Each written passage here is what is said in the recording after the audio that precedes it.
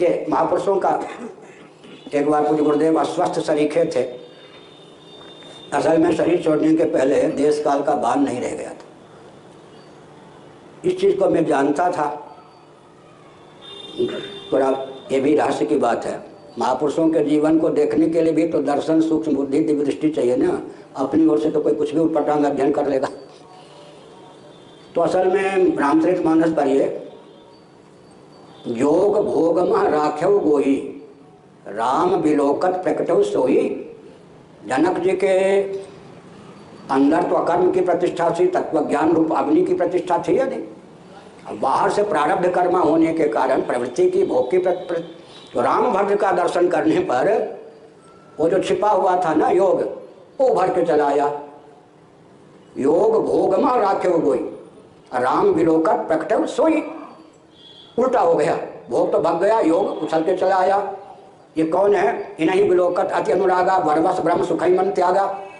विश्वामित्र जी, मुझ जनक का मन प्राकृत सुंदर राजकुमार पर, विश्व सुंदर या विश्व सुंदरी पर आकृष्ट नहीं हो सकता है, लेकिन निर्गुण परमात्मा में रमा हुआ भी मेरा मन वहां से उचट कर ये सगुण साकार जो ये दो युवराज लाए हैं आप साथ में, ये प्राकृत अगर होते तो मेरे मन को निर्गुण परमात्मा से उचटाकर अपनी ओर, जैसे काष्ठगत अग्नि में कोई बुद्धि प्रज्ञा की विशुद्धता से मन को लगावे, उसी के सामने काष्ठगत अग्नि मंथन के द्वारा प्रकट हो जाए, तब वो उधर जो अव्यक्त अग्नि में रमा हुआ मन खिंच जाएगा। ये नहीं, थलबल कल्प है कि अगर वही या ना होता तो, इसलिए आपको बताना पड़ेगा। तो उन्होंने मुस्कुरा दिया, मेरी भी यही दशा है। विश्वामित्र जी ने कहा, मैं भी जो तुम्हारी दशा है, मुझे भी इनकी रूप माधुरी ने, इनके स्वरूप ने ऐसे ही कर रखा है। हम तुम देख, तुम्हारा अध्ययन ठीक है लेकिन गुप्त रखो ये बात।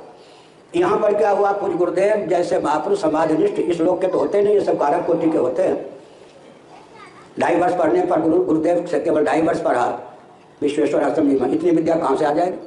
इसलिए पूर्व हमारे स्वामी पूज्यपाद अखंडानंद महाराज कहते थे, जिन्होंने खंडन खंड खाद्य पर टीका लिखी, भारती स्वामी जी, कहाँ, वहाँ काशी के पूज्य गुरुदेव का नाम ले लेते थे। एक जन की विद्या के लोगों में हो ही नहीं सकते इन महापुरुषों में।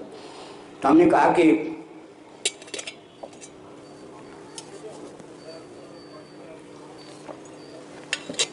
योग की निष्ठा को लोक संग्रह, भोग नहीं, भोग तो उनके जीवन में कुछ ही नहीं था। किसी कारण से हमने 10 दिनों तक नमक छोड़ दिया, कोई दांत में दर्द होने का, तो उंगलियां आपस में सट करके बिल्कुल जकड़ गई, चक्कर आने लगा। अब जिन्होंने नमक मीठा पाया ही नहीं, बिना नमक मीठा के मरा जाते थे। सामान्य शरीर तो नहीं होगा ना, ऐसे तो नहीं है ना, क्या सामान्य जीवन तो होगा नहीं इन महापुरुषों का। भोग तो उन्होंने कुछ, वामदेव जी महाराज सबको, स्वामी वामदेव महाराज आदि को मालूम है, मुझे तो मैंने देखा है ना, 15 मिनट लगभग उनको भगवान को भोग लगाने में लगता था। 7 मिनट, 6.5 मिनट, कभी अधिक से अधिक तो 7.5 मिनट में भोजन करते थे। क्या स्वाद, न नमक न मीठा।